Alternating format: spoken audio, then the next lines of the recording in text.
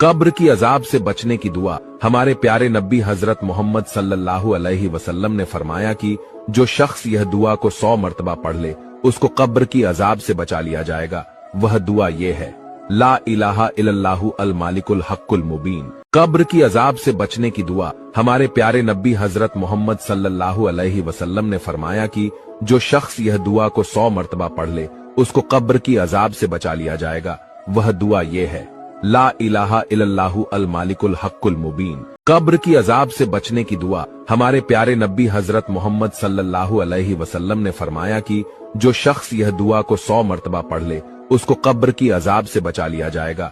वह दुआ ये है, ला इलाहा इल्लल्लाहु अल मालिकुल हक्कुल मुबीन। कब्र की अजाब से बचने की दुआ। हमारे प्यारे नबी हजरत मोहम्मद सल्लल्लाहु अलैहि वसल्लम ने फरमाया कि जो शख्स यह दुआ को 100 मर्तबा पढ़ ले उसको कब्र की अजाब से बचा लिया जाएगा। वह दुआ ये है, ला इलाहा इल्लल्लाहु अल मालिकुल हक्कुल मुबीन।